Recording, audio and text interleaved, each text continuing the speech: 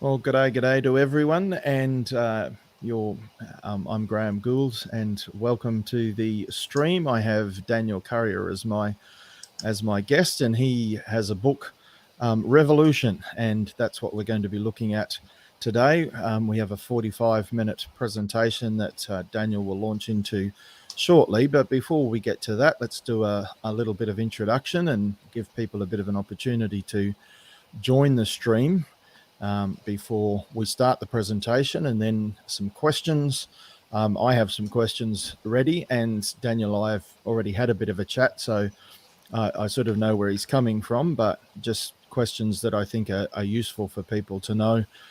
And we'll also open it up for people to ask questions as well, either in the chat, or you can even join the stream and join the conversation. I haven't actually asked Daniel how long he's prepared to be around for. But maybe let's get Daniel to introduce himself, and we can find out the answer to that question as well. G'day, Daniel. Well, thanks. Thank you. Thanks for everything. Yes, my name is Daniel Currier. I speak and write on the topics of science, creation, Christianity, apologetics, worldview, those types of topics. And I'm over at iApologia, different than Apologia, it's totally different organization. This is just my personal blog. Professionally, my background is in the sciences and technology. Taught at high school and college level in the sciences. I'm also very active in a campus group that's kind of slowed down now because of COVID, but it's a campus group called Ratio Christi, where we try to help students have answers for their faith. Students and even staff as well, if the staff wants to show up. We really enjoy that. And so that's kind of who I am and kind of where I come from. And hopefully that kind of gives you a background. Excellent. And I've put the link in the video description to, let me just check which link. So yeah, to your book. So that gives it your website as well. And your book is being launched today, your time. Well, it was launched today, your time, and I'm a day ahead of you.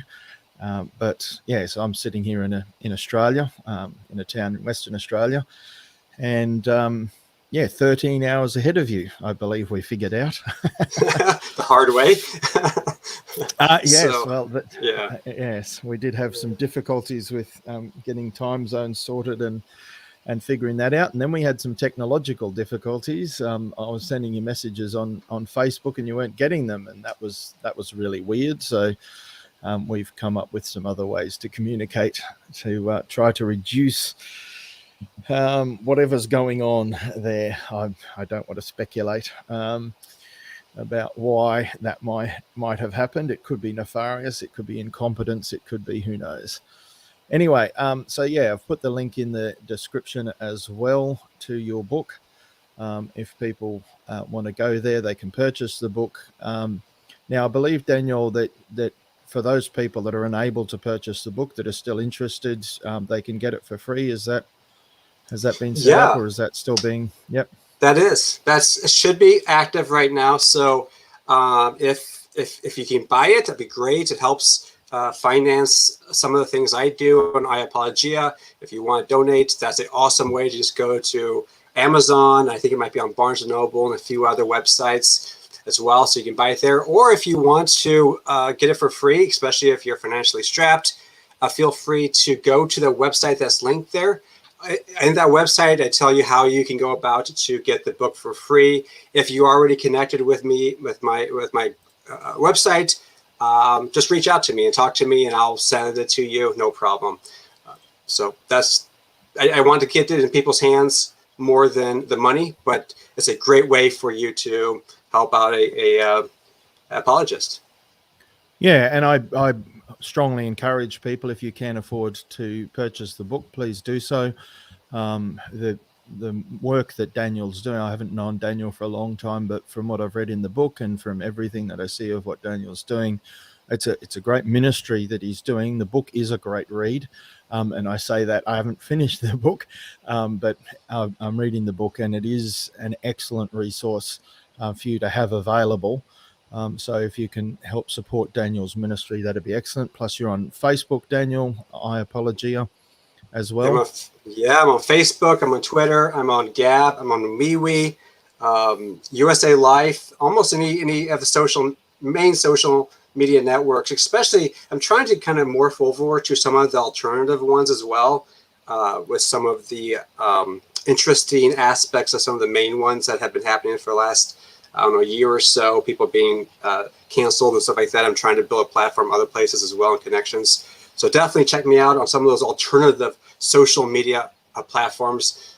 It's a great place. I try to share stuff throughout all of them as much as I can. Yeah, I think there's a lot of us that are trying to transition over, and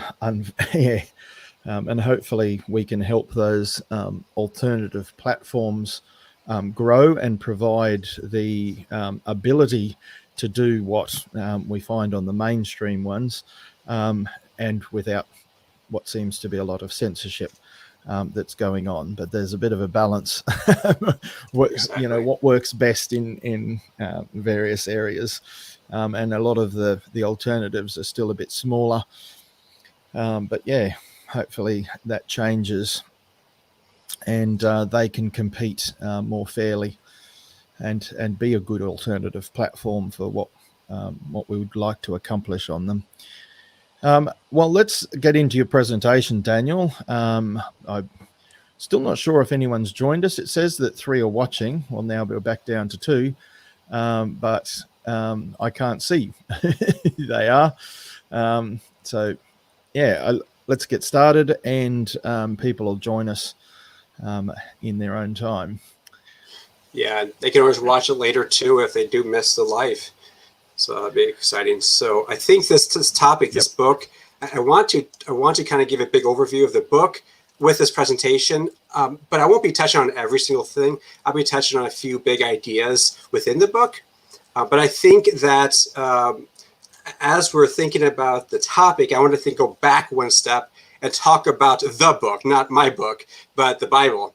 When I say the book that changed the world, I'm talking about the Bible that changed the world. And as we go along here, I think as you'll see, I think once you comprehend what I'm about to say, I think you realize it's pretty amazing what the Bible has done for culture at large, and how it's impacted us today, and how we have seen so much progress with more positive progress. We a lot of times, including myself, look at a lot of the negatives, which is tons of it out there. But we can see that God's word really has changed the world in so many different ways. And that's because of Jesus. And that's where we can go ultimately, because it is Easter season. So, or Pascha season, or whatever you want, Resurrection Sunday, however you want to put that. All right. So, yes, this is my book. Just a sidetrack here. Revolution, How Christianity Mirrors Reality and Changes the World and Impacts You. And I think even though the subtitle may be kind of clunky, I think it really does encapsulate the content of the book really, really well.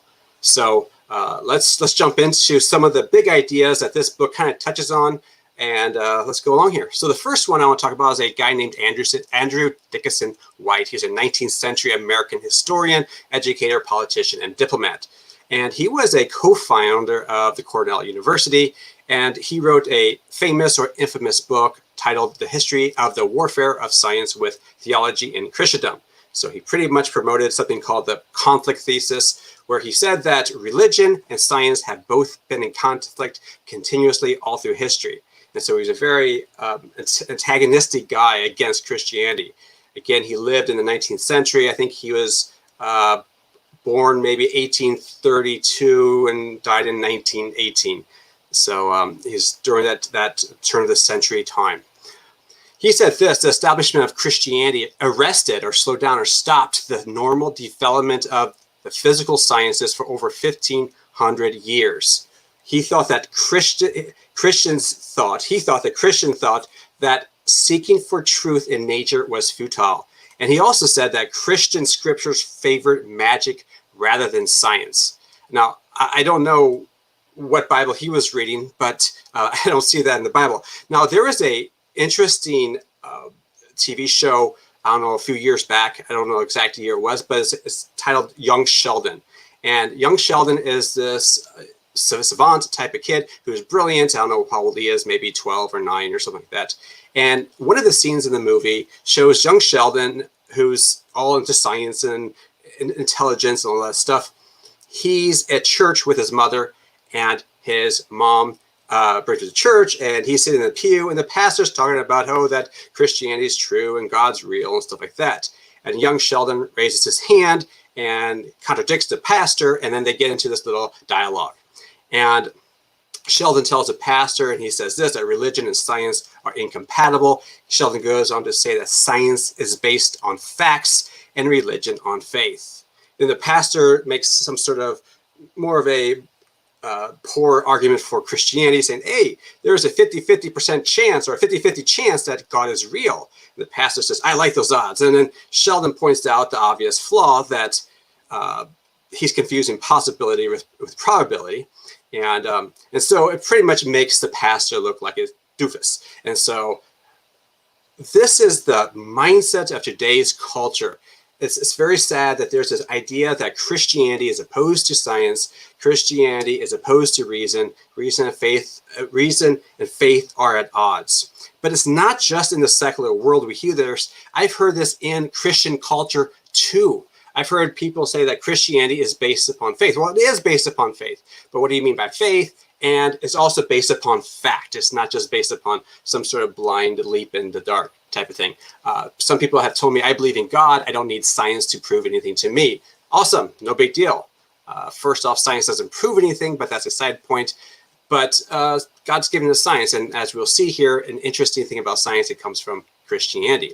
Some people say, I believe in the Bible, not science. I'm like, okay, that doesn't make sense.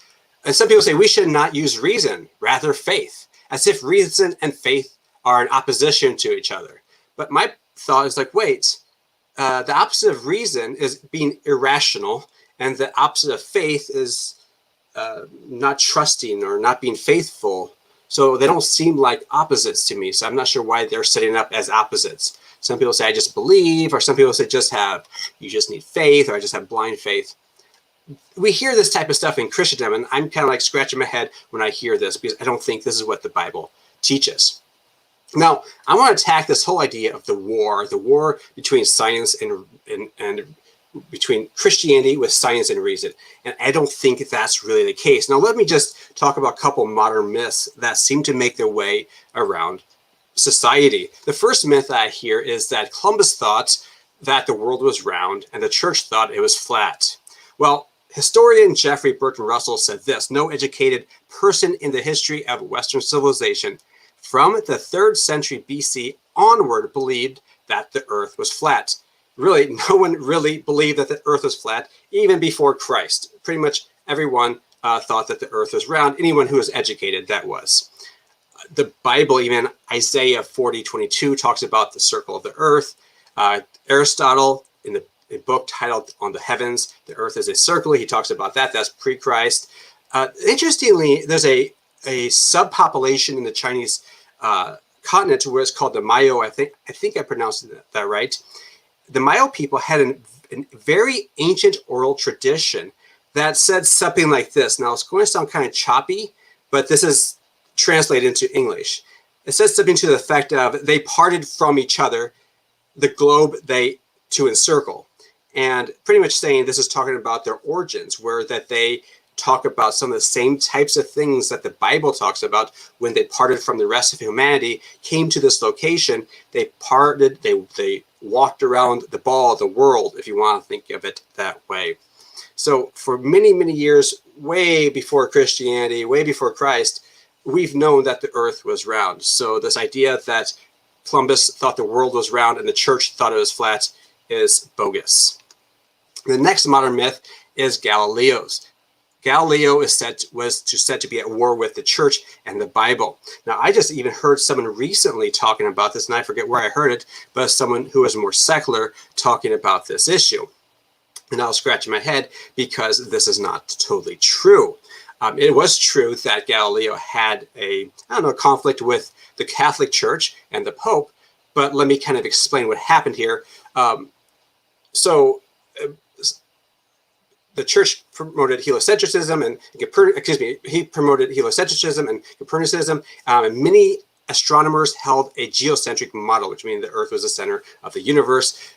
Galileo held to more of the idea that we're not in the Earth is not in some sort of special place in the universe. Well, the interesting thing about it is that some people say, that the church only gave the biblical arguments and Galileo gave the scientific arguments. Well, it so happens that Galileo was friends with Pope Urban VIII, I think it was, who was a Jesuit. And this Pope, Urban, he supported Galileo's attempt to argue the issue. He was totally fine with Galileo arguing the issue. What got Galileo in trouble, though, was his work that he wrote called The Dialogue Concerning the Two Chief World Systems. It was in 1632. And in the book, he made fun of the Pope, essentially. He gave the character who was in the book saying the exact same thing that the Pope said, the same types of words that the Pope would use, and he called this character Simplistico, which means simple, the simple person. So he pretty much told the Pope that he was simple. And so this made the Pope and everyone else mad at him because he was making fun of the Pope, and now he should have had the freedom of speech. I would agree, but it wasn't because they had a disagreement. It's because of it. He was pretty much being not being appropriate in his language. Let's put it that way. And again, they didn't kill him. He just had to recant, and he was placed under house arrest. But again, it was not based upon theology versus science. Both sides, both Galileo and the Catholic Church, were making both scientific and theological arguments back and forth. Both of them were.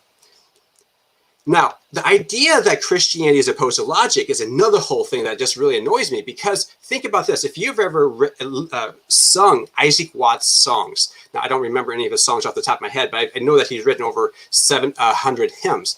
And a lot of those hymns are really nice hymns. But he was also not just a musician, he was also a preacher and theologian, but also a logician. He wrote a book on logic, and this was used by Oxford, Cambridge, Harvard, and Yale for about 100 years. This was his book. This was the book, the go-to book on logic by this preacher, theologian, who wrote hymns. So going back, hundreds of years, we've never saw this conflict. I don't know why today we're saying stuff like this, that logic and reason are opposed to faith in Christianity. So that's kind of sets up the faith versus Christianity, science versus Christianity. I want to move next into reality. Christianity is very interesting. It seems to match reality. And I want to kind of dig into this and kind of tear it apart and talk about it. So if there was no God, there would be no rationality, there would be no creation, there'd be no Jesus, there'd be no Bible, there'd be no Western civilization, and there would be no science. So here's the thing. Christianity, if you want to go back farther, Jesus is the foundation of the scientific enterprise. And because of Jesus, that's the reason why we have Western civilization, the free market system, and yes, science. So this war does not make sense. Think of it this way. God is a foundation. So just back up here. God created creation, science studies creation, the war is fake. So if God is a creator, and if he created the creation and science studies his creation, then this doesn't make sense to say that there's a fight between God and science. If you go back to the Bible and Proverbs, the Proverbs talks about God is the foundation of knowledge and understanding and wisdom. So we need to go back to the Bible, and we see that no, God's not against knowledge and wisdom and understanding. Now, this is not anything to do with it's a slightly different rationality and logic, but it's very similar. It's the foundation of this. He's a foundation of understanding. Jesus is the foundation, and that's what I'm trying to get across here. And he actually changes people, changes families, changes communities, changes cultures, countries, and even the world. And he calls us to this personal relationship. He calls us to love, mercy, generosity, joy, and peace. So this is the Christian foundation. But to understand the Christian foundation, just like I said in the previous slide, we have to go back to the beginning. So to understand the Christian story, and it is a story because it takes a lot of things into account, if you go back to the beginning, if we had no Jesus, we have no Bible, and that would be bad news. Because Jesus gives us the good news for a bad problem. He created a good universe and people to live there forever. What happened, though, at the beginning, the first people, at the dawn of humanity, the first people were given only one restriction. They were not to eat of the free tree of the knowledge of good and evil. Well, what they did was they followed their heart instead of following God's heart. And when they followed their heart, they followed their own compass and went their own way, and then they got messed up. If they would have followed God's heart, they would have succeeded. In other words, the first people committed treason against God. They became twisted and broken and needed straightening and fixing. So we live in a twisted world. Man's view of the world is wrong, twisted, and broken. It does not match reality. So we can either have too much love or too much hate. We'd have too much focus on the physical body, the image, on our image and beauty, or too much focus on feelings like my identity, I identify as. This leads to the ideas of this extreme environmentalism and scientism and postmodernism. When people take good ideas and go to the way extreme, and it doesn't match the real world. So God is not just a God of love, he's also a God who is holy, eternal, just, all-powerful, all-knowing, wise, true, and righteous, sovereign, infinite, etc. So meaning that we can have love, but also God is full of love, but he also hates as well. He hates evil, but he also loves the sinner, that he loved them so much that as we get going on here, he came and died for them. So I'm thinking about explaining this. I'm thinking like, wait, what would be a good example of this? Let's think of a GPS. You can trust it if it matches the real world. You can trust it if it takes you to your correct destination. You can trust it if it takes you to the best, most successful, most safest, fastest, easiest route. Now, the Bible is like a GPS. If we follow the Bible, it instructs us in all our areas of life. And if we follow it, it will change lives, communities and societies, states, and the world. Now, there's a number of things that humanity has strong longings for. They desire the punishment of evil, the triumph of good, eternal life in utopia, and everlasting love. They desire wrongs to be righted, evil to be punished. But we see shootings, kidnappings, and rape, and pain, and poverty, and war. I mean, when we think about Jeffrey Epstein, he never faced the punishment that he deserved, well, at least on earth, that is, or Hitler, nor do the abortion doctors. These people do not get punished on earth. So we see this idea that people are not being punished for the evil that they're doing. So we want the triumph of good, but we can't because the world is a twisted place. Human nature wants eternal life and utopia. We want to live in the happiest place on earth. We want to live in like a Disneyland. Celebrities are trying to figure out ways to live forever. But here's the thing, death is coming, no matter if you want it to come or not. It's coming like a truck coming straight down you, and you cannot stop it. You cannot slow it down. And we also know that the world is full of hate. So the everlasting love, it doesn't work. The world is twisted. That's what I'm trying to say, is that even though these are our yearnings, most innate yearnings of our hearts, we know that the world is full of hate and war and things like that, and it's twisted. Well, now comes the Jesus story. Well, Jesus, interestingly, steps into the picture 2,000 years ago.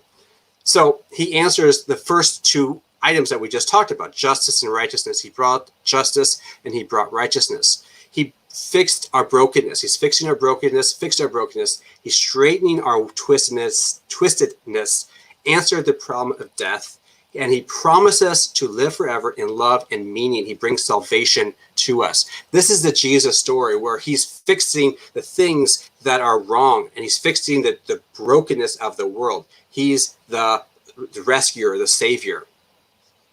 Interesting thing about Jesus, now this is the Easter season, so this also hits home to me and others, is that no one else was like Jesus. He stands above all the other great leaders. He changed the world and turned it upside down, and he did it with less than anyone else. He never held a political office or political authority. He never led a military campaign. He was not even a businessman or even wrote a book, and he pretty much lived really close to home, but he changed the world. So this is really interesting. A lot of great leaders have looked at Jesus and said, how did he do it? This guy was amazing. Let me point out some of these amazing things that came out of the Christian worldview. I've been kind of touching on it a little bit because the power of the Christian worldview gave rise to prosperity and progress that we see today. Without the Christian worldview, we probably would still be living in something like a more or less of a medieval time or dark ages, if you want to use those words, which we'll be talking about here shortly. So advancement. The biblical worldview advances the world. Now, before I get to this, I have to talk about that all major cultures do or did these things. They do mathematics, they do philosophy, and they do technology. They count, they think, they make. So everyone, all people, we count, we think, we make. But those are not humanity's crowning achievements. We all do those types of things. The thing that sets especially Western civilization, which is based upon Christianity, apart from some of these other cultures, is that the ideas that Western civilization gave to the world. That's now, Western civilization right now is being under attack by a lot of the postmoderns and the woke people and all that stuff. So I threw this map up here to kind of explain what I'm talking about here. So let's say you want to get from one location to another. Let me see if my mouse works here. So let's say this is you with this big happy face, and you're standing here and you want to get to, let's say, Christian Brothers School. Well, you can either look at the map or just start walking. And so let's just say you start walking. So off you walk, and you hit a tree, and you hit this stadium over here, and you cross this road, and then you hit this Gardens Amusement Park, then you hit this city putt here, then you cross this bridge, you happen to cross this bridge, then you hit this oak tree, then all of a sudden you hit this this water here, and oh, now you just swim across, and it's this big clunky direction, and maybe you even get sidetracked and walk some other place. You have no roadmap. You're stumbling all over objects. You drown in the lake, whatever. You aimlessly search for truth or search for the end. Now, you could take the same situation. This time you have a map. You know where to go. So you could take this road. So this is you again up here. You take this road down here, turn this way, go down here, go around the loop, and there you are to the Christian Brothers School. You use this map to guide you to the quickest, fastest, and simplest route to find truth instead of just stumbling along in the world. So you use this map to interact with the world in a correct way. I've been hammering all along here that Christianity has changed the world. Well, Jesus is the foundation of the Christian Bible. Without Jesus, we would not have the Christian Bible. So we know that Jesus is the foundation. Then we have the Christian Bible, which talks about Jesus. And that gave us Western civilization. That gave us the idea of many things. One thing is sanctity of life, freedom, reason, the university system, slave abolition, mass education, capitalism, progress, decrease in poverty, and science. All these things have been grounded in Western civilization. Other cultures did promote some of these things at some capacity, but none of them gave it to us like Western civilization did. Again, this is all grounded upon Jesus because Jesus grounds the Bible. Okay, so that kind of builds a framework. A lot of people wonder about like slave abolition, especially in the United States. There's this huge cultural issue. I think it's maybe more political than even cultural, and that's about racism and stuff like that. Especially in the United States, we enslaved a lot of Black people in the years past, and so we are now demonized for that, and rightfully so, because slavery is wrong. We know that. And I think Australia has had similar types of issues with some of the natives as well. as we have had natives with Native Americans as well. Interestingly enough, as we speak, though, there's millions of people enslaved in non-Western countries. There's millions of people enslaved in non-Western countries. Slavery has not been abolished in the world. It's been abolished in the West based upon Christianity, but in non-Christian cultures, you still see it. All right, so interestingly enough, with this, I want to kind of zoom into one item here, and that's science. Let's go to the last one. Let's go look at science. So science was started by Christianity. Think about this. A lot of the major fields in the world of science was started because of Christianity. You think of antiseptic surgery, bacteriology, we think about electronics, we think about pathology and physical astronomy. All these things were started by different people like Lister and Newton, Kepler. We think about Pascal and Da Vinci, Mendel. A lot of these people, but these people were Christians. These people were Christians, and these are the people, and it wasn't just arbitrary. These people went to the world because they were Christians. They thought that they should look at the world and understand it, which we'll be getting into in a few minutes. But it was because of their Christian ideas, it's because of the Christian assumptions that gave them the mindset to go look at the world around them. When we look at the world around us, we need a good foundation. In this case, for science, we look at the foundation and the seed. We plant the seed with biblical principles and philosophy. The next comes the frame or the structure. This is the biblical-based scientific method. Yes, the scientific method is based upon Christian ideas and assumptions. Lastly comes the fruit, and this is the global benefit of the scientific enterprise. So we see how Christianity really did impact at the very foundational level, has brought forth this what we can now call as the scientific enterprise.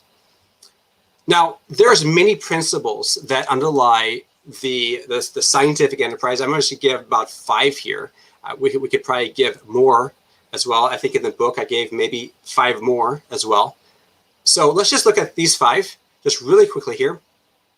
These original scientists assumed an orderly universe. They assumed irrational humans. They assumed it is good to study nature. They assumed that nature wasn't God. They assumed they need experimentation. They did not think that just philosophizing on something alone was enough. They had to get out there and check into it. And again, I could go into a lot more detail why these things are. So they assumed the orderly universe because it was created by a rational God who made an orderly, rational universe. They assumed it was there's uniformity in nature.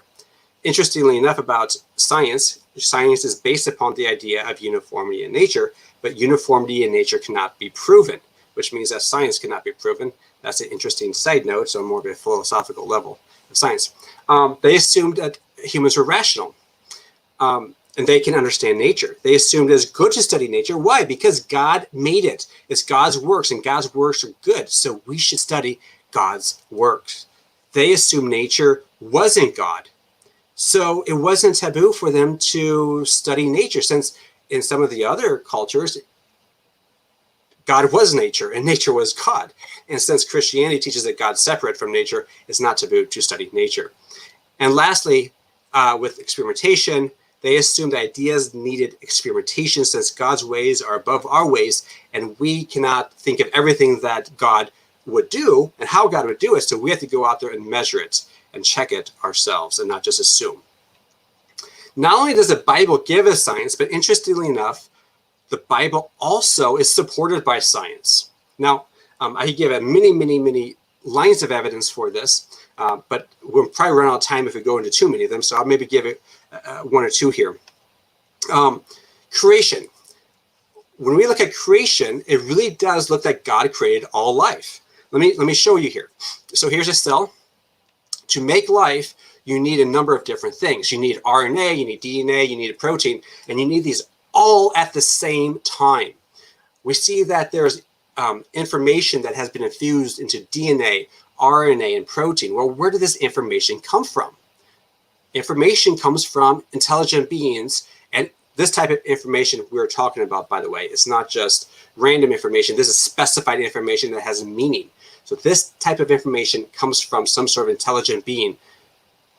You need specific type of proteins. called left-handed amino acids, and you need right-handed polysaccharides or sugars. And if you don't have that, it's toxic for the life, and it pretty much kills the life off. Interestingly, about oxygen and water for life, not only do you need oxygen and water, but also oxygen and water are not good for life. So you need a system in place to be able to use the water and oxygen, but also to protect the life against some of the harmful aspects of water and oxygen. So it's a really, catch-22 system there where you just, whatever situation you go is damned if you do, damned if you don't type of thing. To get life to come about, especially through naturalistic mechanisms, you need the proper environmental conditions. That's not happening. Those are not the right environmental conditions. You take any example you want to give out there. There's no theory, and I'm using the word theory in the sense of science, how scientists use the word theory. There's no scientific theory for the naturalistic mechanisms for the origin of life. There's people who make some guesses and some ideas, like, oh, I think it's this and that, but there's no evidence for those.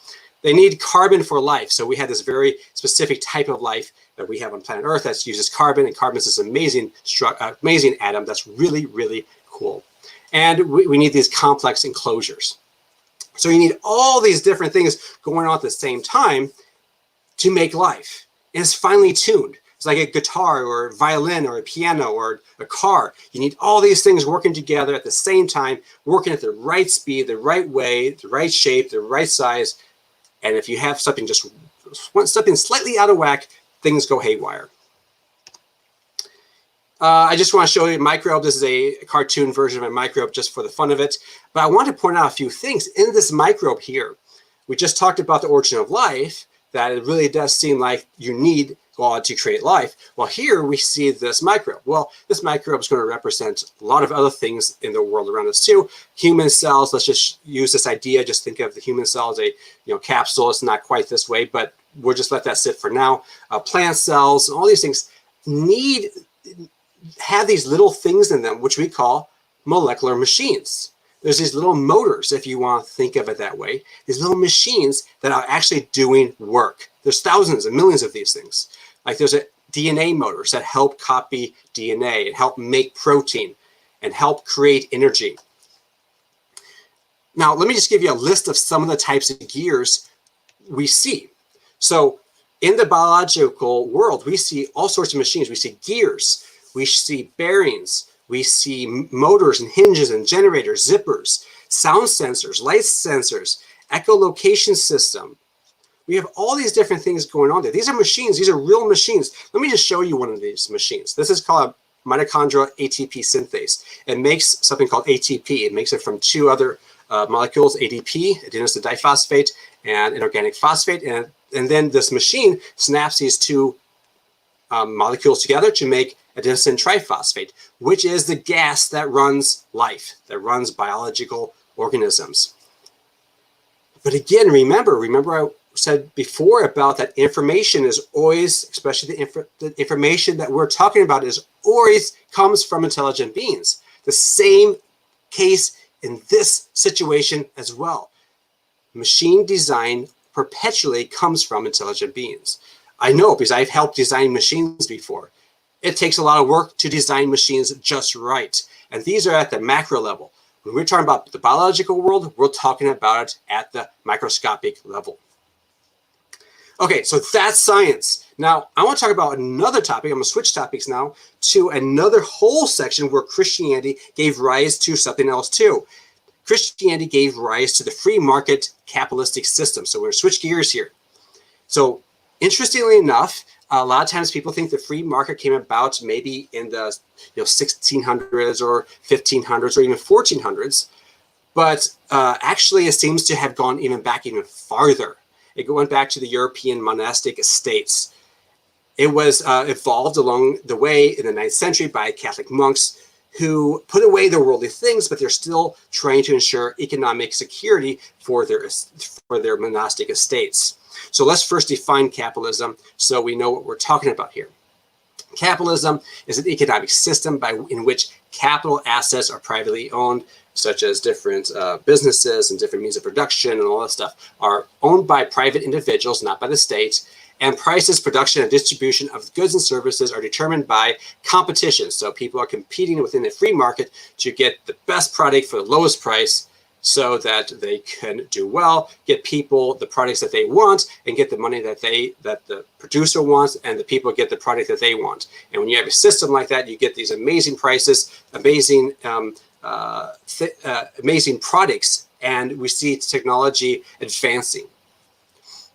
So when we have freedom and free trade, and we have property rights and property titles, when we have the rule of law and unlimited government, we see that entrepreneurs flourish and specialization flourishes. Industry and hard work, people are willing to put the hard work in an industry. And so we see that when we have these specific ideas, freedom, free trade, property rights. So if you don't have property rights, you're not going to make the investment to go do something. If you're going to buy a house and that house someone could take it tomorrow, why would you want to go buy it and fix it up? When you have property titles, so when you have the rule of law to say, hey, someone did me wrong, I can ask the system to say, hey, I need retribution for the wrong that they did to me. And also for capitalism, for free market capitalism to work right, you need a small government, you need limited government.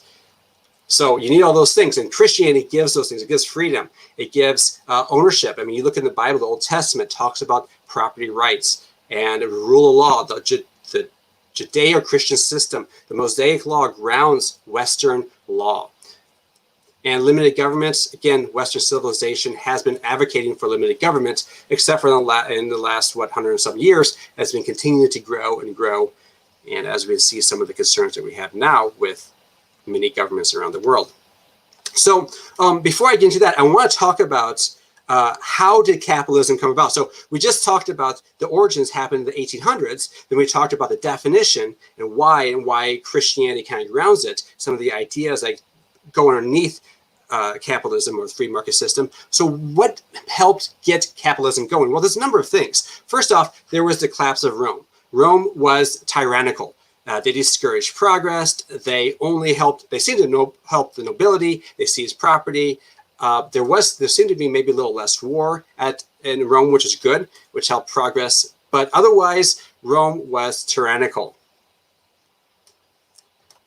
The collapse of slavery. Slavery did not end just in the 1800s in the West. Actually, slavery slowly died out in post-Roman world because Rome was full of slavery. And don't get me on that because that's a whole nother presentation in itself with Roman slavery, which was just immensely crazy what they all did. See, slavery doesn't mix with Christianity well. And when Rome fell and Christianity was blossoming, slavery didn't seem to work really well with Christianity, so slavery pretty much died out. And so that rose to other types of systems, employees, and other types of things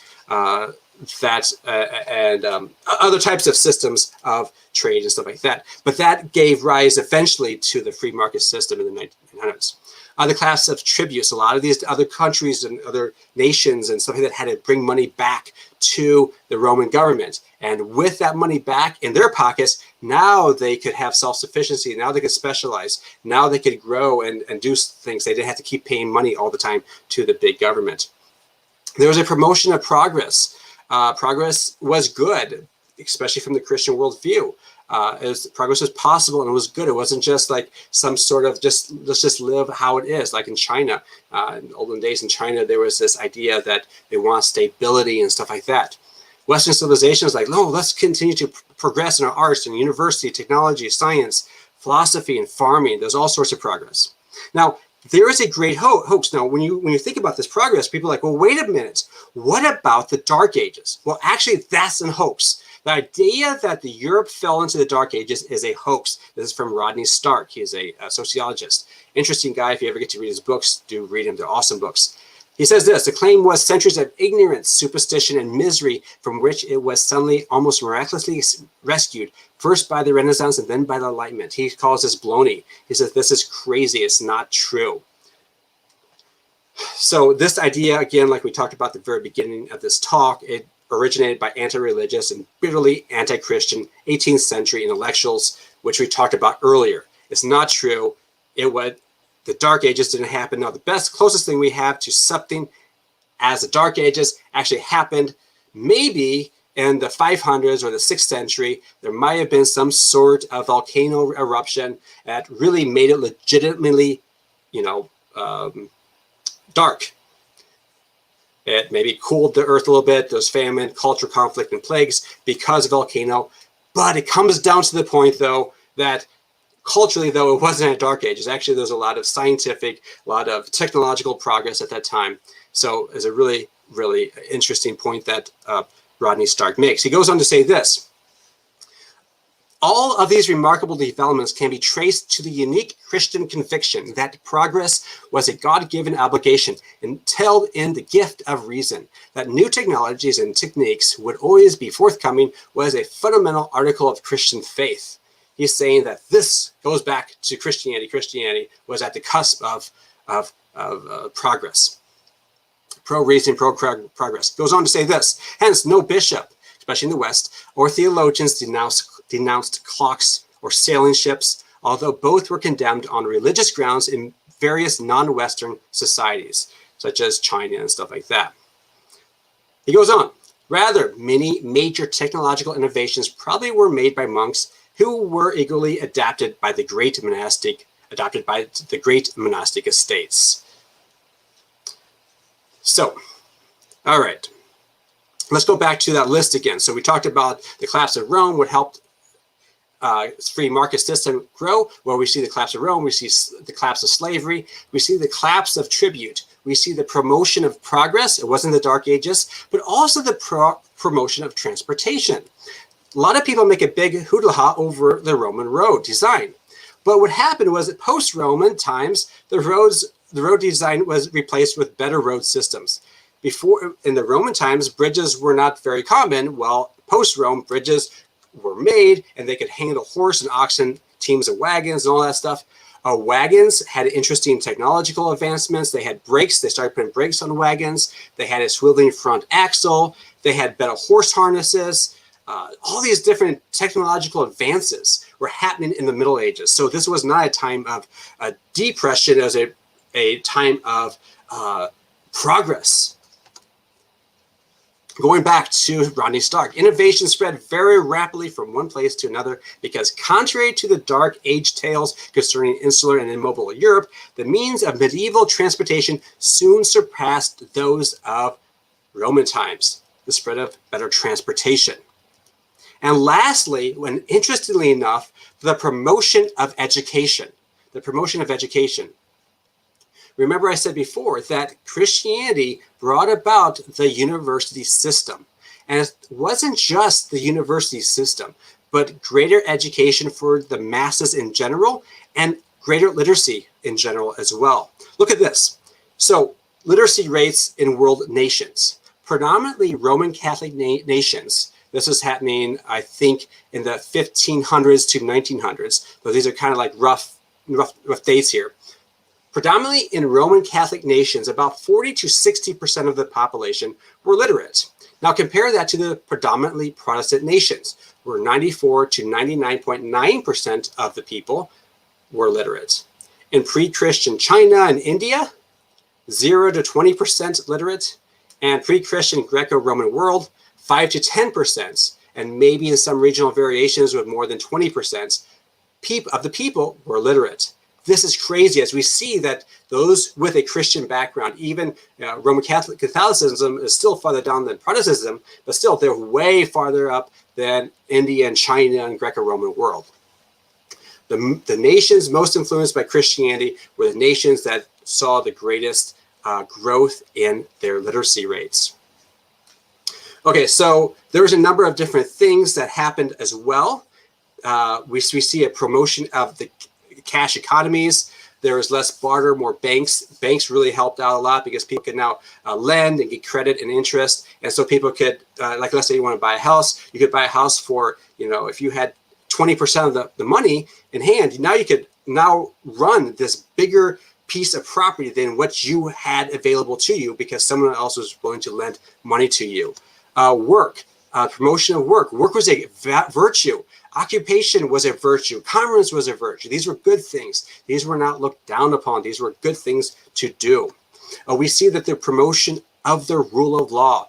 It encourages responsibility and morality and ethics. And again, this comes back to the Judeo-Christian system, especially to the Mosaic Law, which grounds some of the rule of law. Free markets, the promotion of free markets, less state regulation, more freedom to follow your passion. So less state regulation. If you have more regulation, you have less desire to go out there and follow your interests and your passions to go do something.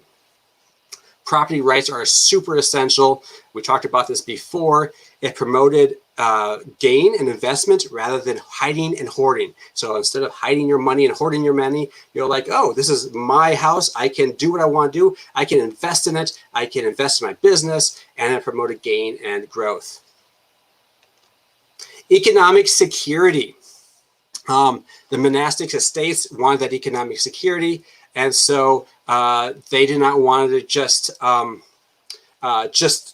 get enough for today, like go fishing for enough fish for a day. Rather, they want to make a big fish pond so they had plenty of fish for the future. And so they wanted this economic security.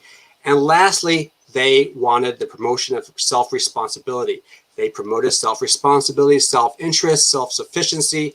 This is not selfishness. We have to be clear about this. This is not like, oh, I'm just greedy and selfish. Rather, they want people to care for themselves. So if you think about self-interest, it's different than selfishness. Self-interest says, I need to take care of myself and my family and those people who are nearby me, my neighbors, because if I don't take care of these people, someone else is going to have to. And that's self-interest. So you are not putting other people out by taking care of yourself. You're bathing yourself instead of having other people bathe you. That's what self-interest is so that you are taking care of yourself and those who are close to you. Sounds kind of reminiscent of love your neighbor as yourself. If I'm not mistaken, that comes from Jesus himself. All right. All right, nearing the end here, very last point. I already had this slide up here, but I think it's pretty powerful. Jesus grounds the Christian Bible. Jesus grounds, or the Christian Bible grounds Western civilization. And Western civilization grounds the sanctity of life, freedom, reason, the university system, abolition of slavery, mass education, capitalism, progress, decreased poverty, and science. And as we see people move away from the Christian Bible, as we see culture moving away from God and Jesus, and even the Western civilization itself, we see some of these progressive things, if you want to use that word progressive, I'm using it defined in this sense, we're seeing them fall away. We see freedoms falling away. We see sanctity of life falling away. We see reason falling away. The university system is crumbling. Slavery is still on the rise in some parts of the world where Christianity has not entered. Mass education, it seems like I teach college sometimes, and I'm really concerned about some of the kids that come through my classes who do not seem to have good education. Capitalism is being challenged. Progress seems to be going down. Poverty seems to be going up, and science seems to be imploding as well because people are not using basically off of the Christian worldview. So like we talked about before, feel free to follow me on Facebook, Twitter, YouTube, other social media accounts. Check out my website, and definitely, like I said before, check out the new book. So that's all I have for my presentation. And Graham? Excellent. Back to you.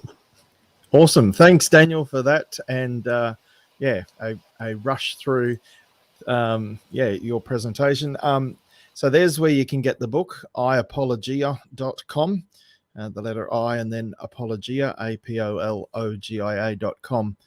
I might post that again in the chat for people to go there. And yeah, that's the link to purchase the book. There's a bit of chat going on. I haven't had any questions yet, but people have been following along and enjoying it. So what I might do is I'll start with the questions that I have for you. Actually, I've got one here from Carl. Let's start with this, actually. If there was a beginning to this universe, how do atheists reconcile that there is no God? To me, it proves that there is a God, and I would agree with that. And I think, yeah, you'd agree. Yeah, the Kalam cosmetic God. Yeah, definitely. That's it. Yeah, there has to be a core to this universe. Yeah. And unfortunately, atheists can't grasp this concept. They go, well, if God caused the universe, what caused God? No. He has to be uncaused. Otherwise, you've got an infinite regress and then nothing could ever start. The fact that the universe exists, and we know that in our physical world, things have to have a cause. Therefore, there has to be something timeless, right, uncaused, outside our universe, so immaterial, that caused this to be. He would have to be extremely powerful and extremely intelligent, which you've gone into some of that, the cell and DNA and so forth. And we'll get into a bit more of that shortly. And that would then be, in your book, you talk about information and life and so forth. And Carl's, so a lot of this is in the book, but Carl's making that point as well. DNA's proof God created. I would say, yes, it is. There is no other way that these things could be how they are. These tiny power plants can't live. So when you were showing that, the ATP synthase molecule, I think it was, if I remember correctly. Yep. And yeah, then I made the point irreducible complexity, which I don't know if that phrase is in your book or you explain it, but yeah, parts that don't work on their own. They don't accomplish anything on their own. There has to be all of these parts working together perfectly for it to accomplish anything. And complex design that, you know, that it can't be built up step by step naturally. And you were mentioning, I don't know, have you watched the videos by Dr. James Tour on Origin of Life? I think he did 13 or 14 videos. Yeah, I've done some of them. I'm not sure if I watched all of his videos, but I've watched a number of his videos. Yeah, he's a pretty cool guy. Yeah, I mean, that was so fascinating. And he doesn't take I mean, he's just looking at it as a scientist. He is a Christian, but he leaves that to one side and he doesn't mention God once, except to say, I'm not going to mention God. And it's just looking at this as a scientist, they are nowhere near close. They give us the impression, oh yeah, we're making proteins, we're making, you know, all of the things that you mentioned. Those three things have to be present at the same time: RNA, DNA, and proteins, I think you mentioned. And they have to be, and he looks at polysaccharides and all of the other stuff as well that has to be there, lipids and all of these things that they can't form themselves. They don't form themselves. And even with scientists investigating this, they still can't create it in a non-racemic mixture. And you know, there's all this. And so they create some of it and we got some in there, right? Let's discard that. Let's buy the chemicals for the next step because we created some of them sort of in this messed up thing, but we can't use that. So let's buy the chemicals for the next step and then we can progress to the next step. And they keep even with the intelligent design that they can do, they're still a long way short of how this could ever possibly happen naturally. And Dr. James Tour says, I'm not going to say it's impossible. It might be possible. Maybe one day in the lab, they'll show how they could do it. But I'm prepared to go so far as to say, well, we know that it's impossible naturally. It will never, ever happen. It can't happen naturally. Humans may one day find out how to do it. But yeah. But then it'd be caused by intelligent being who created life. So you just can't prove the point that there needed intelligence to create a living organism. Yeah, I love that cartoon of the scientist sitting there with the, you know, the blackboard in the background where he's written all these formulas all over it, and you've got all of the little test tubes bubbling away and everything. And if we can create, you know, with our intelligence, if we can create life in the laboratory, we'll show that it doesn't require any intelligence. Hang on a second, what are you saying about yourself? And yeah, then the foundation for Western civilization, those points that you made there. So all of that's in the chat. Now I'd like to, people aren't coming up with questions. Hopefully some questions will arise. I'd like to take you to the book. So I've read the first 3 chapters and I have some questions about that, some things I'd like to discuss and go through. So you mentioned the foundation for truth and the foundation for reality, and you've given us a fair bit of that in the presentation today. That I think that's a very important thing. Atheists have no epistemological reason to believe that logic exists or that science should work, or that they don't have a reason to believe that things would be consistent, experiments and so forth. So I liked how you made that point. And reason and truth, how do we found our reason and truth? We have a very relativistic world today, a postmodern world where truth is whatever you make it to be. Well, no, there is an objective reality out there. Otherwise, we can throw science out the door. We live in a post-Christian world as well. And then we have these people with logical contradictions. They believe in evolution, which is a naturalistic theory about how things arise, but they mix God in there somehow with it. Most people are living in this, what seems to me a very messed up middle ground between these two things, that if evolution is true, then God isn't needed. God is useless. But a lot of people believe that. And feel free to jump in anytime, Daniel, No, and I agree comment with on you. I mean, this is exactly some of the it. stuff from chapter 1. So yeah, that's great. You're doing good. Yeah. So it forms a really good foundation for, hey, you really need to think about this. Is your worldview logical?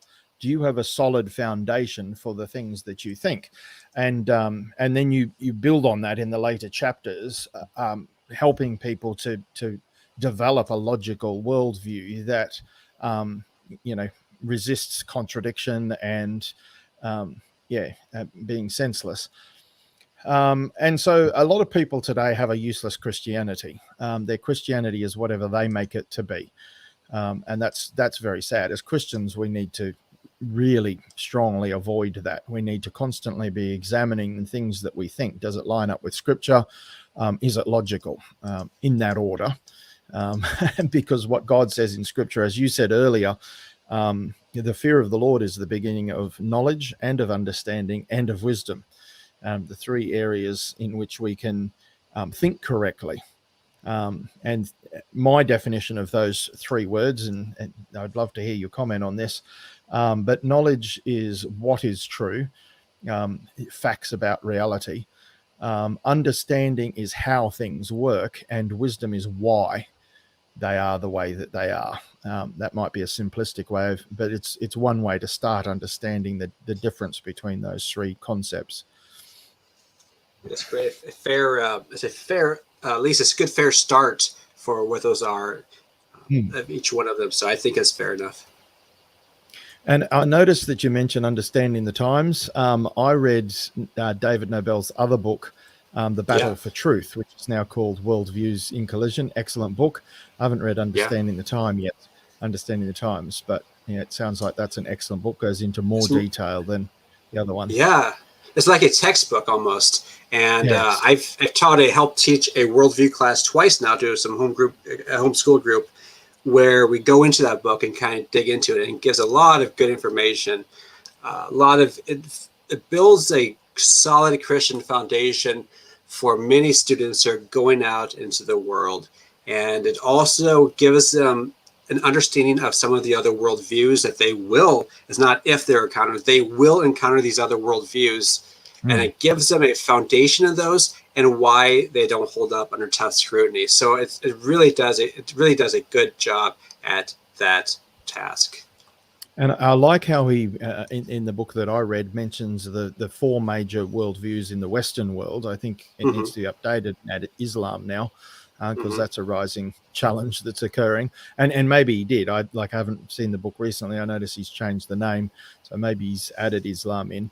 But biblical Christianity versus secular humanism versus Marxism, which is similar in some ways to ordinary secular humanism, but there are some important differences between the two.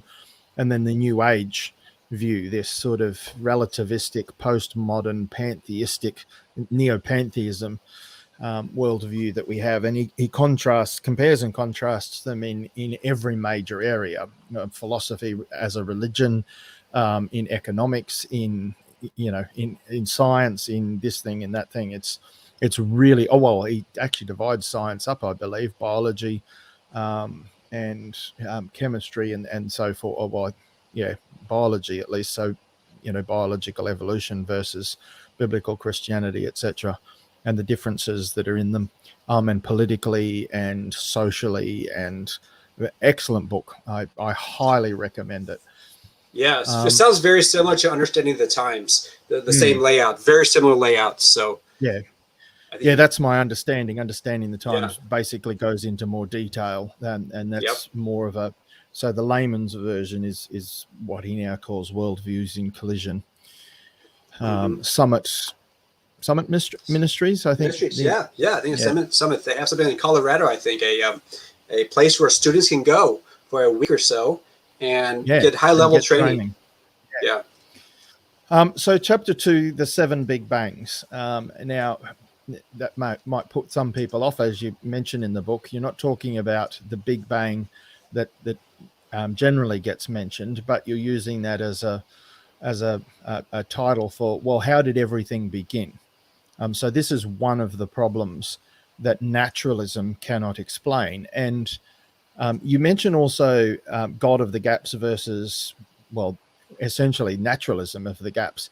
And they're the ones that are actually guilty of assuming that naturalism can explain everything. We don't Exactly. assume that Yeah. God can Yeah. explain everything. We believe that God is the best explanation for everything. And in fact, the evidence that we have, and Dr. James Tour on this issue of the origin of life, there's mountains and mountains of evidence. If you continue to believe that it can happen naturally, you're going against the evidence. That's just a faith position. The evidence actually shows how difficult it is for things to happen naturally, overwhelmingly difficult as a minimum. I would go so far as to say impossible. Dr. James won't say that because he says, well, as a scientist, I can't say it's impossible. But the same thing with the origin of everything. How did things begin to exist? We've already mentioned this a bit with what Carl had mentioned earlier. But the other thing that I would say, so Frank Turek, I like his approach to this, and you and I have discussed this earlier. That's where you get some of your thinking on this. Of course, there's also William Lane Craig with as we mentioned, the Kalam cosmological argument is excellent. J. Warner Wallace is also excellent on this point, as well as a former cold case detective, forensic detective, and he's the best solver of cold cases in the world so far as we know. And he applied that thinking to Christianity and came to Christ because of it. He went, well, there has to be a God. If I look at the evidence that I see in my universe as a cold case, there has to be some origin for all of these things. The best explanation for, I think he goes through at least 7 different areas of evidence and goes, well, the best explanation for all 7 is one God. Now, you can create ad hoc explanations for each of the 7, but they contradict each other. They don't work together as a single explanation. It doesn't work. And so he now goes around, like William Lane Craig and like Frank Turek, lecturing on this topic to Christians and atheists and whoever is interested to listen. Both excellent sources, both heaps of YouTube videos that you can go and watch. I highly recommend them. Feel free to jump in with a comment anytime, Daniel. Yeah, I was going to say is I've met. No, yeah, you're doing well. You're very good. I was going to say I've met J. Warner Wallace before. He's a very interesting guy. I like him a lot. Actually, he called me once and gave me some advice on my website. Because we were talking about my website before, and he was giving me some advice how to set it up and how to do other things. And so he's a really interesting guy. Yeah, like you said before, he did come to the faith because of the evidence. But Yes. he also says, interestingly enough, that he did not come at all really because he was fearful of hell. Like he's like, he doesn't care. For him, hell never scared him. He's like, that's just who I am. He's like, I came because it's true. He's like, I don't know, it's just true. So you just have to follow the truth. It's just funny how he says that. It's like, okay. I mean, I think most of us are kind of scared of hell. I mean, like I wouldn't want to go to hell, but for him, it's like, I don't know, I just want to follow the truth. But yeah, he's quite the guy. He's a really amazing guy to get to know and talk to and stuff like that. So Yeah, I just want to believe what's true. believe what's true. Yeah, that's what he was all into, just truth. It's a great reason to come to Christ. Exactly. He is the truth in the way. The light, truth and light. So the first, so you have 7. The first one is the beginning of everything, the creation of the the physical universe. There has to be an explanation for that. Secondly, life. The third is consciousness in the mind, creativity, design, beauty, self-awareness, self-reflection, language, love, etc. is the third of the what you call big bangs to be explained. And we're adding Carl into the chat. G'day, Carl. Good day. How you doing, Graham? Good to meet you, my Good. friend. Yeah, no, it's good to have you on the chat, and you've been commenting a few, not just today, but previous times, and yeah, now you're joining the stream. That's excellent. Did you have I anything really you wanted to like say? you, Oh, well, good. man. Did you have anything you wanted to say to Daniel? Hi, Yeah, I Carl. live in Colorado. Hey, how you doing, Oh, Daniel? pretty well. I Good to live meet you. Good to meet you. I really like what you're saying, and I agree with all of it. I don't really have any questions because I do agree with it all. I live in Colorado, though, and you guys were just talking about a gentleman in Colorado that there was a week-long course that you can go to. Yeah, Summit Ministries, David Nobel. David Nobel. Okay. Well, I think Jeff Meyer is taking it over now. Meyer, I think it's Meyer. So if you go to Oh, Jeff, Myers. yeah, Okay. That woman, yeah. right? No, that's someone different. This is Jeff Meyer, Joyce and Joyce and Myers? actually, No, Jeff Jeff. Myers, Jeff, Oh, okay. and he's actually going through cancer treatment right now. Sadly enough, Oh, bummer. he's struggling with cancer. So yeah, keep him in your Oh, prayers. Number one, number two is absolutely. check him out. Great resources online. Jeff Myers. Okay. That's what my question was. And Graham offered, asked me to join the chat. So here I am. So, Amazing. That's awesome. yeah. Yeah. So the seven big bangs that you have, the beginning of everything physical, or the beginning of everything in our physical universe, the beginning of life, the beginning of consciousness, and a lot of those.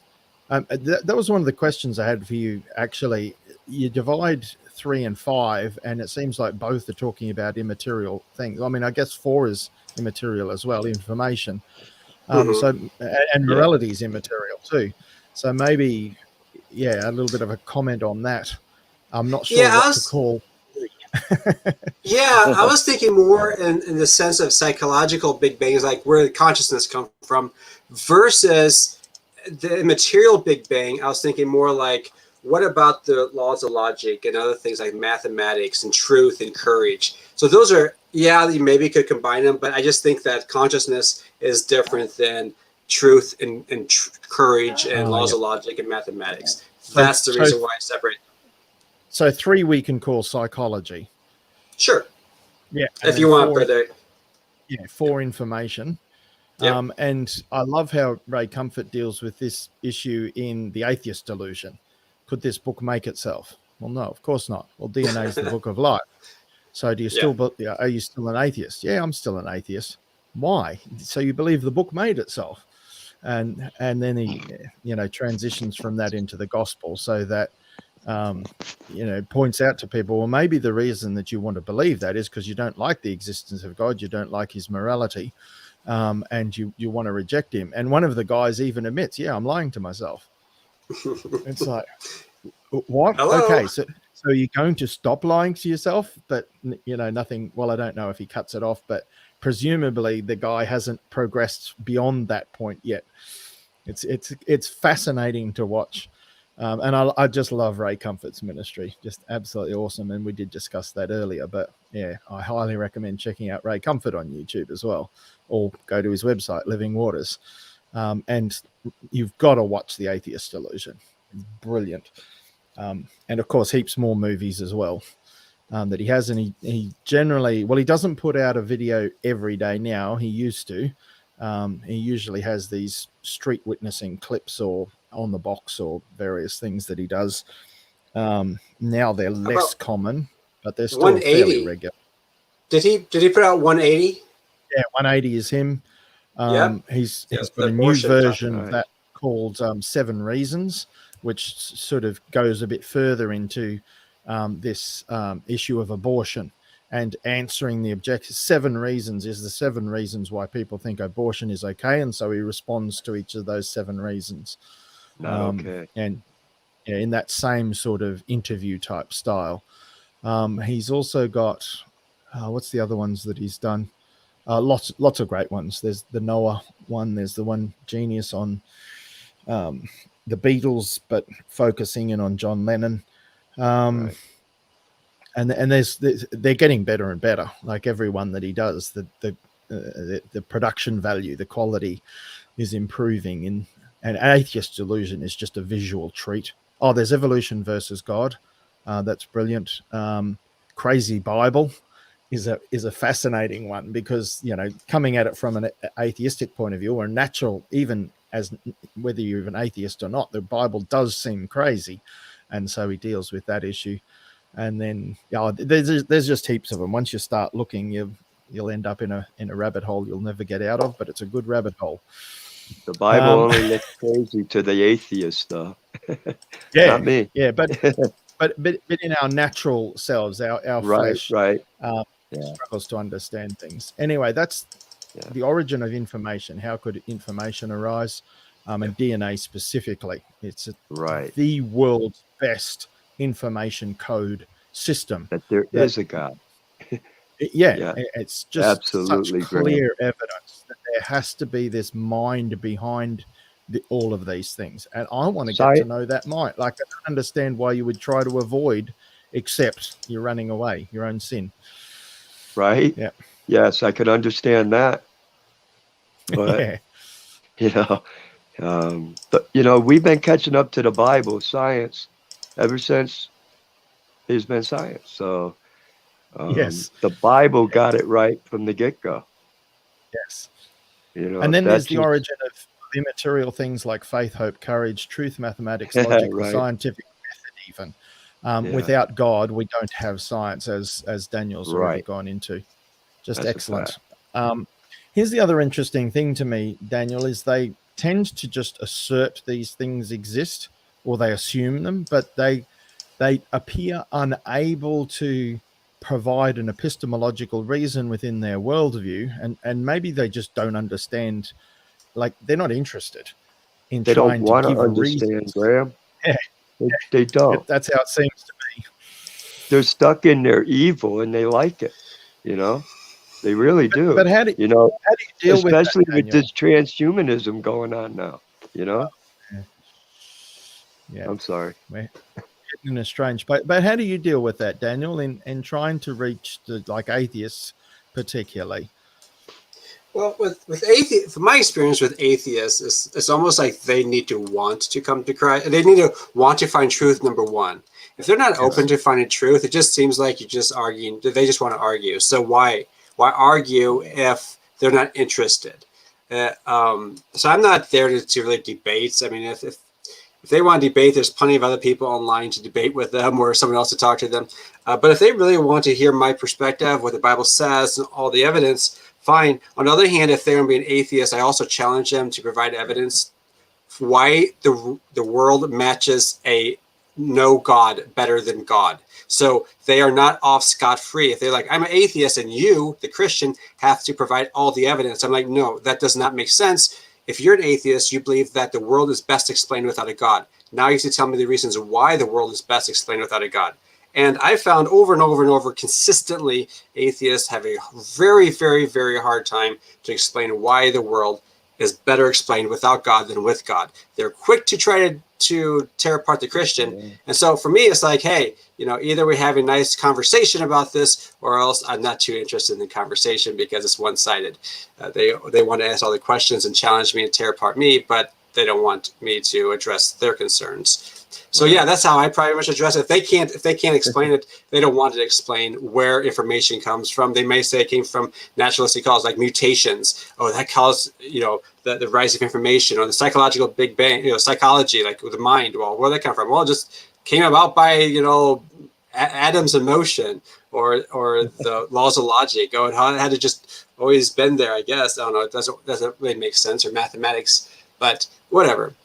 They just want to assume that it works, and they're pretty much, as one person once said, I think Frank Turek said this, that they're sitting on God's lap, slapping him, pretty much, by stealing from God. I like so that. Yes, yeah. Oh, I had a thought and it's vanished. Anyway, let's keep moving on. They'll come back. Yeah, I hope so. But yeah, they just assume these things in a. Oh, that's right. They appear to lack self-awareness. They appear to lack the ability to examine things logically and reasonably and consistently and humbly. And critically. Yeah, critically. Yeah. Yeah, they lack the ability to have critical thought and go, oh, that was the other thing I was going to say. They dial skepticism about everything except their view up to overload, up to infinity, and they have zero skepticism about their own view. They're Right. hypocrites. They have Yes, they no are. consistency in the rules that they apply to thinking about things, and that's really frustrating. But yeah, there's no point wasting your time in someone who just wants to argue. If they're not interested in having that reasonable Exactly. conversation, move on. Yeah. Oh, that was the other thing I was thinking as you were saying. Greg Koukl talks about in his book Tactics, which Yes. I haven't read. I keep hearing it get mentioned and recommended. Definitely read it. Yes. Yep. I'm gonna have to get it one day. Yep. But he talks about putting a pebble in someone's shoe. Just leaving with someone, basically trying to plant a seed, leaving them with something that will annoy them because it will just, it doesn't fit in their worldview. And if you can do that and then move on, Yep. and then see what happens and let God develop it from there. Yep. And it seems to me as well that we're getting this modern type of atheist that just backs into, oh, no, I just lack a belief in God. I don't assert God doesn't exist. And so I need you to provide me with all this evidence. It's a very lazy intellectually. And they don't say that they stand for anything, but yet they continue to use all of the atheist talking points, all the atheist tropes.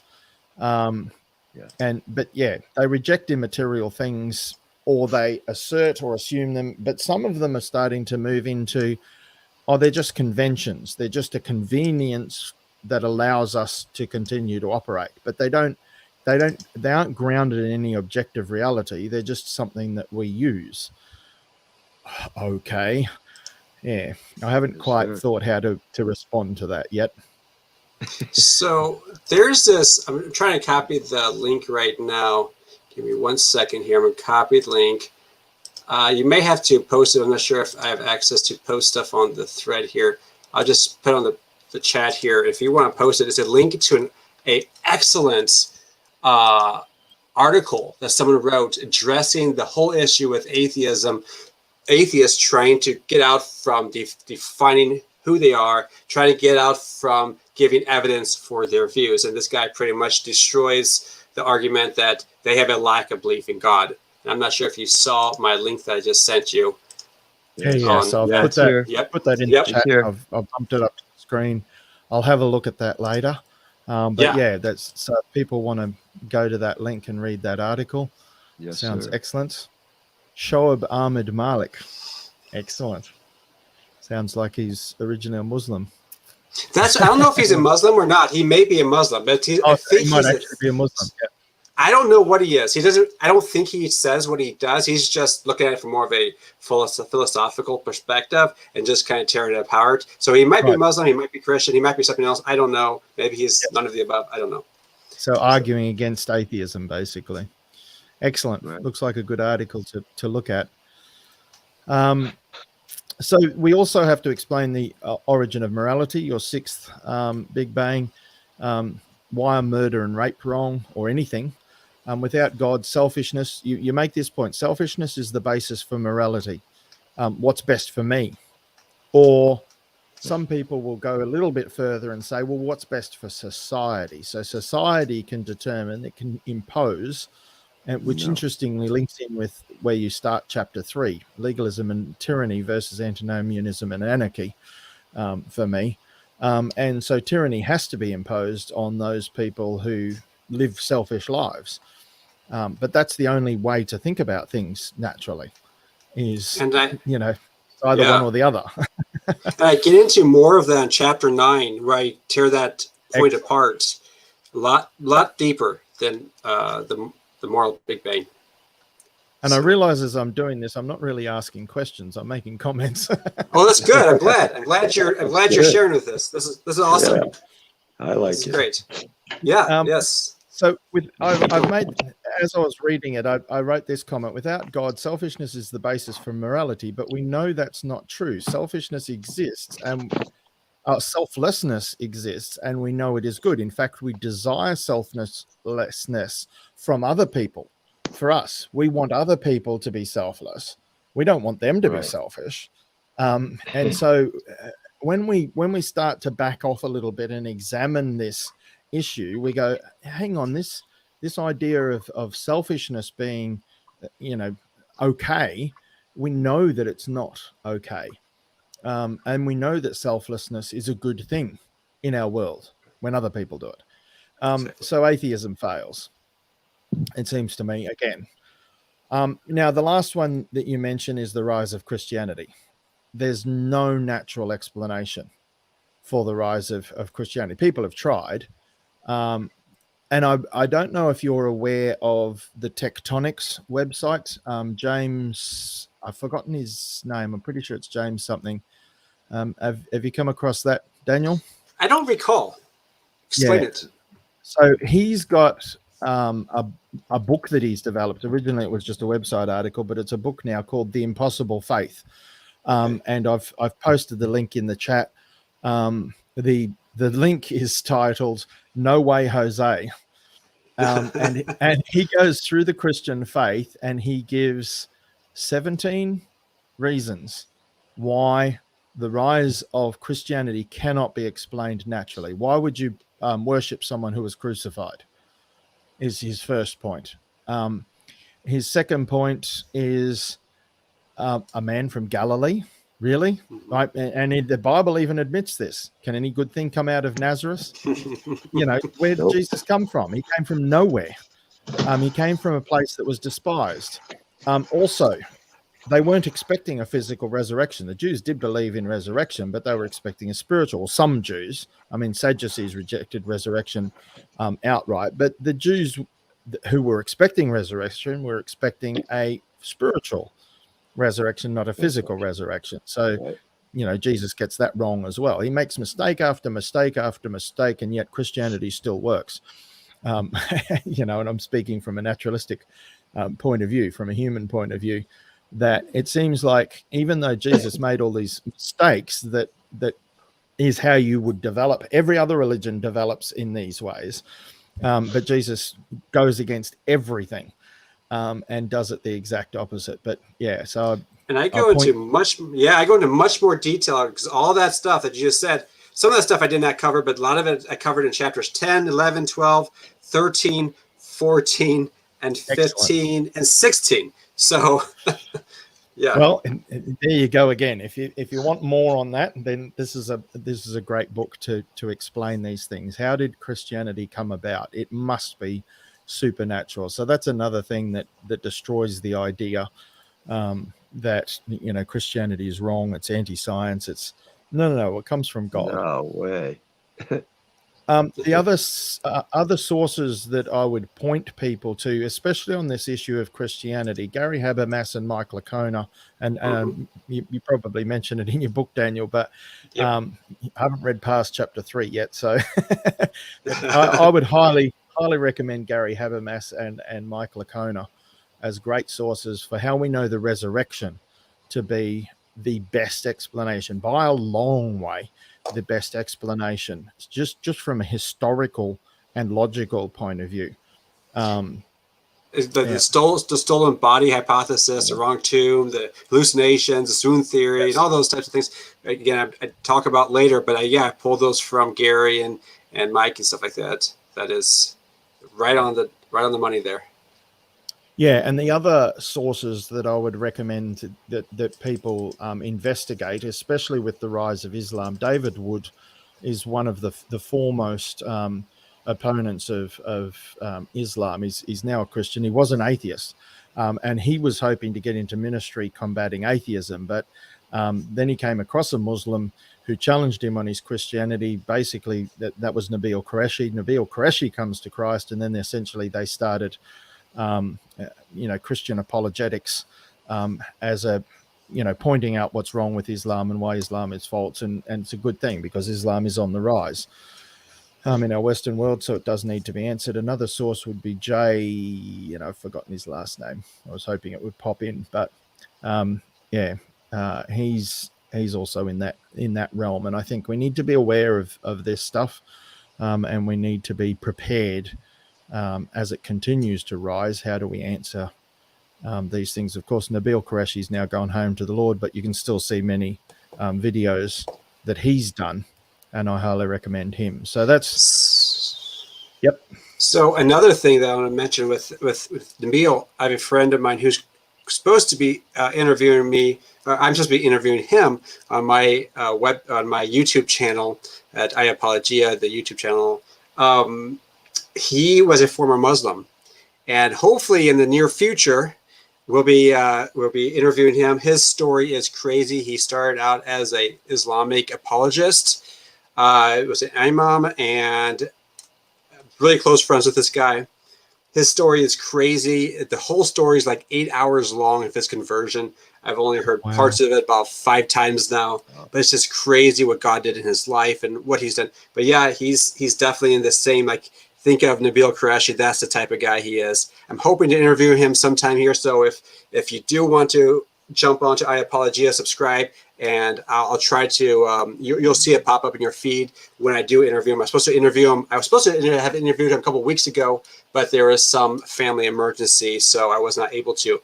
But sometime in the future, I'm planning on doing that. So he's just crazy. Someone good to know, someone good to follow. So yeah, there's a few other. You're reminding me of others, and I don't want to I don't know who your guest is, so I'm being a bit cautious. But yeah, there's Al Fadi, and there's Christian Prince. There's Apostate Prophet, who's not yet a Christian, but I'm hoping that one day that will occur.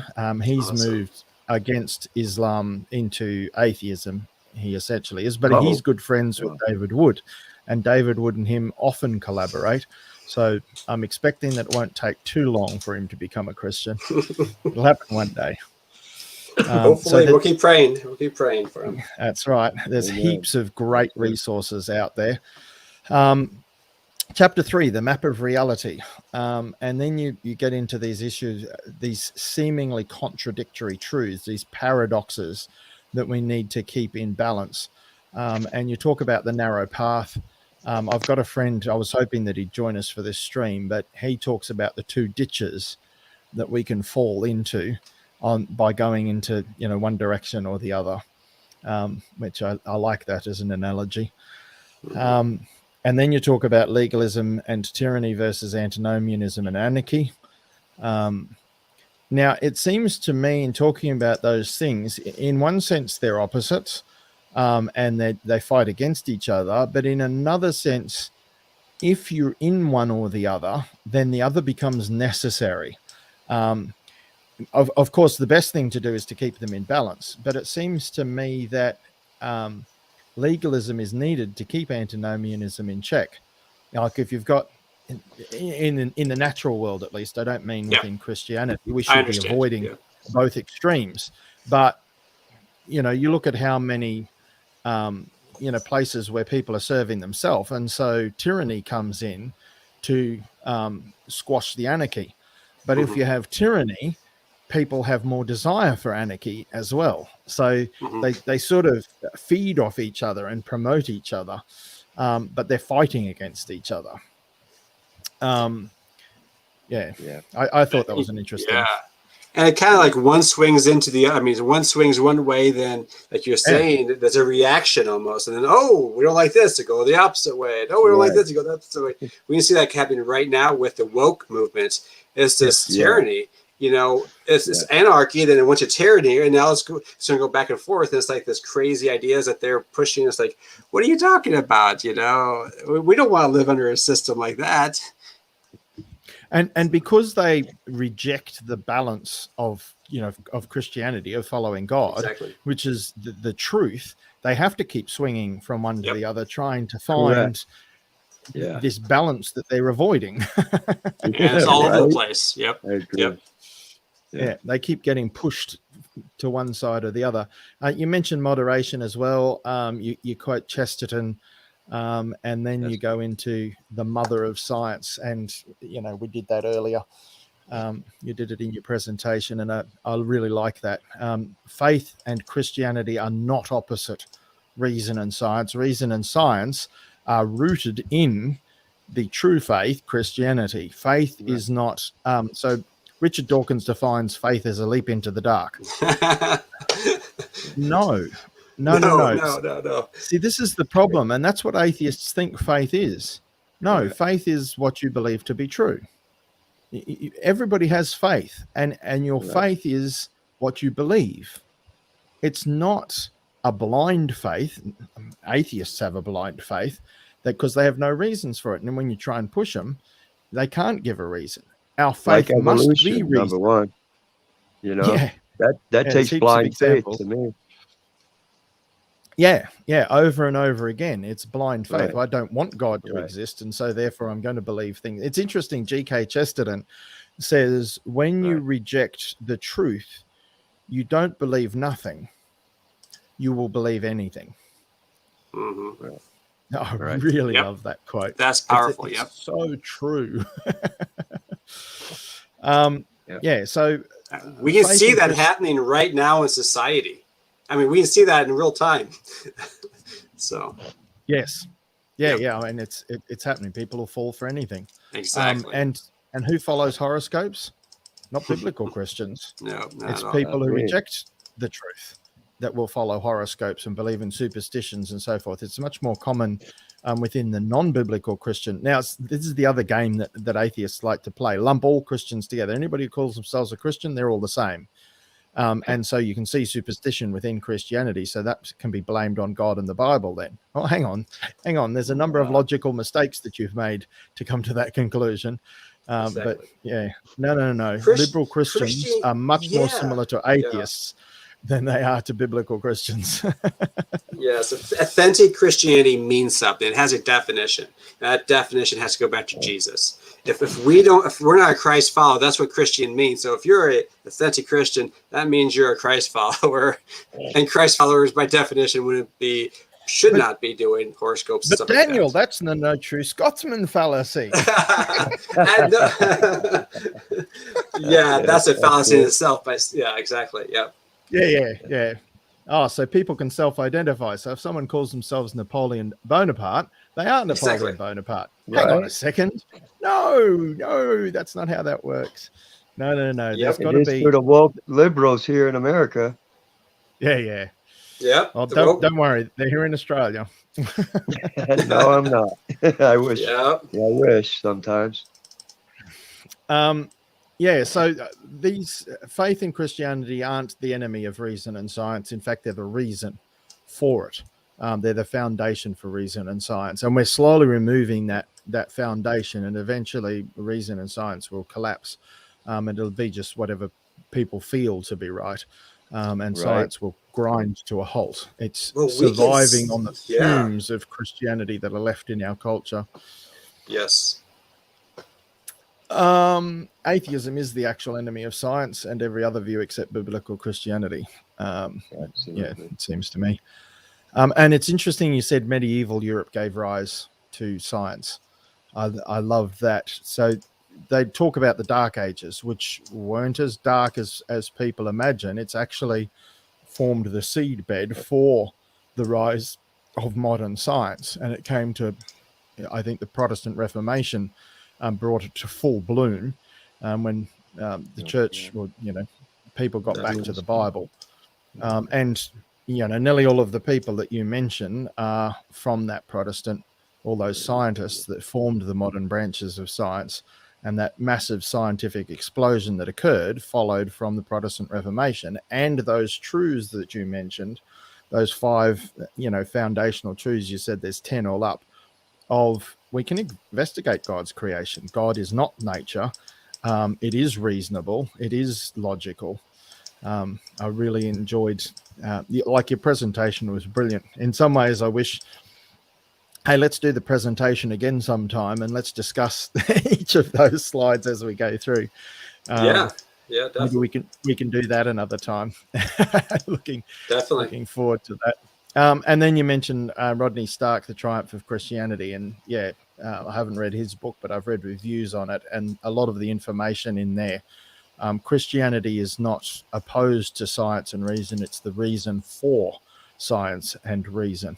Yep. And many historians will now admit that, including non-Christian historians, like people who don't take the Bible as God's word, are admitting, yeah, science came to be in this environment where biblical Christianity was the foundation for thinking.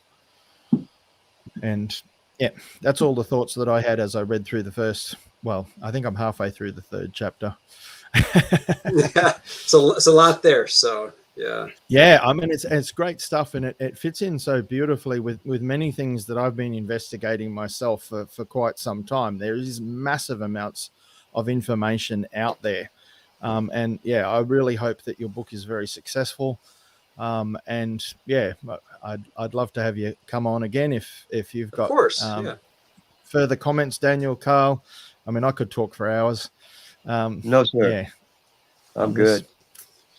Yeah, this yeah, is great. It's been a great 2 hours, whatever it's been now. Almost close, moving on 2 hours right now. So it's been great, and it's been fun hearing your synthesis of the book. Right on. So I appreciate everything.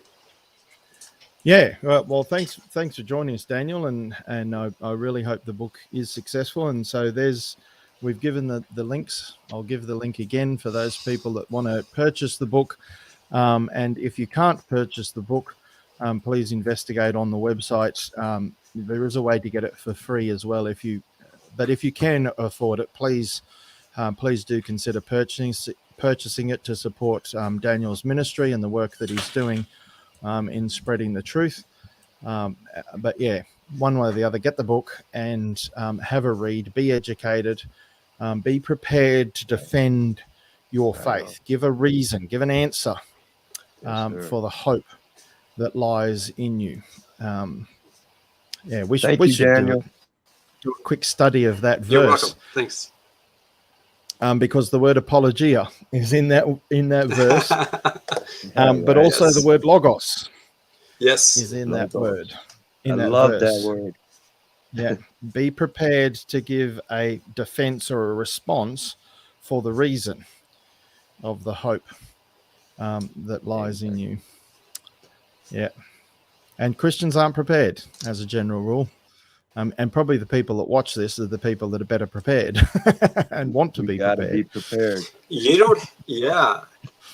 You don't have to know much to be know a lot more than most people out there. So Yes. just start reading wherever you're at and start listening. And there's so many good sources. Yeah, it's sad watching the decline of Western civilization that we're seeing at the moment. But at the same time, the darker the world gets, the brighter our light can shine. Amen. Amen. We can be Graham. discouraged, or we can look at the things that are encouraging and just keep going. In some ways, it's a very disappointing time to be alive, but in other ways, it's such an exciting time to be alive at the moment. And being able to do this YouTube channel and do this, interview someone that's sitting in America from Australia, what a time to be alive. Exactly. It's crazy. It's awesome. Talked about these times in the Bible too. Yes. That was the other thing that that the spread of communication as well, the rise of communication that's occurred over the last 100 years. So you mentioned transportation and these other things earlier, in earlier centuries that laid a platform for, modern civilization, modern science, and all of that sort of stuff. But the rise of communication that has occurred, and as Carl said, Daniel prophesied that that men would go to and fro, so transportation, but also instant communication, well, near instant. It's microseconds now. We've got it down to across the world right now. So that's awesome. Yeah, incredible. I remember being in the Navy just a short time ago in the 80s, and we were on the ship talking to people back here in the States, and we'd have to say over on a, a radio type thing. Now I hear that they got computers on board and they talk that way now. And, and the social media platforms that we have. And it's in just a short 40 years, it's come so far, Yeah, yeah. Yeah. Yeah, Yeah, it's it's so amazing. close to instant. There's almost no lag, and Right? it's almost the same as having the person sitting right there. Yeah. Yes, it's Cool. It's crazy. amazing. It's amazing. And I would have never and the other, thought this as a child. Never. yeah, yeah, yeah, yeah. It's hard to Never. imagine where things go. It's incredible. Right? And of course, being able to hold Zoom, church meetings and stuff Yeah. like that, being able to, like our little church here in the country town that I live in, is Zooming. Well, we can Zoom to the world. I've got a friend in India who has joined us, but mostly we're Zooming to Australia. But people can join our church from other places that maybe they don't have a church where they are, or they're outside Kununurra at the moment, and so they zoom in. It's just incredible. Hey, Graham, can I ask you a question real quick? Yeah, You're in Australia, right? yeah. I know here in the States, we're starting to open up pretty good. I live in Colorado and it's pretty much opened up now. How is it down there in Australia? It depends where you are. It's probably very similar to the US. That Oh, good. some states are more open than others. Sometimes. So Queensland, one of our states, had some cases in the capital city, Brisbane, and so they locked down the whole state. And we're That's talking a crazy. state that's I heard about bigger that. than That's Texas. crazy. Yeah, it's bigger than Texas, but they've locked down the whole state, and That's everybody has to ridiculous. wear masks. That's Sky 2000. News. I get Sky News, and I was Oh yeah, checking that yeah, out. And excellent. that's ridiculous. That premier over there is losing their mind. Oh yeah, it's just crazy. Leftism's on the rise here, just as much as it is in the US and Europe and everywhere else. Oh, But yeah, wow. I'm glad you watched Sky News. Yes, sir. It's an Australian station, but Right. they seem to be more conservative. Like Fox News used to be more conservative, but they're getting Right. dodgy. Sky News Right. is quite conservative, and it's a very good source of information. Correct. Yes, sir. Some really Yeah. good commentators on there. Yeah. Yeah. That's That's just the a other quick thing that I question think. I wanted for you, Graham. That's all. Yeah, You know? sure. The other thing that I think is important in this is the solidarity that we can have as Christians and as conservatives. sir. Whether you look at it politically or spiritually, I think us being able to join arms across the world to encourage each other and support each other. Like, so James Coates going into prison in Canada, and the world rose up and no, this is, and they've set him free, although they haven't dropped all the charges yet. They still got one charge, last I heard, and they're still harassing him. But yeah, I mean, we can help support each other, the global church. Right. Yes, we can encourage each other, support each other, look out for each other, speak up for each other. That's an excellent thing that's occurring in our world as well. Such an exciting time to live. Yes, but It is. yeah, it is. It really is. I don't want to look at it the other way, yeah, that's So right. I look at it as exciting. Yes, sir. The Lord is coming soon. Yeah, I believe so. And I've got one friend's telling me it'll be this year, September this year. Well, I don't know. I don't know. No, we don't know, but it's possible. No. I mean, it could be today. And I think that's a good way to look at it. And we Yes, should sir. always think it could be today. Look up, for your redemption draws near. Yeah, Thanks for that's being nice. with us, Daniel. Thanks for joining in, Carl, and Appreciate anyone it. that was listening in. Erica was there earlier, and I hope that this is a great encouragement to people. Anybody that's listening to this later, thanks for listening in as well. And Daniel, I hope we have you back again another time, and yeah, Definitely. Carl and everybody else as well. God bless you guys. Thanks. Yeah, thanks. Goodbye. Appreciate it all. Take Goodbye. care. Bye-bye.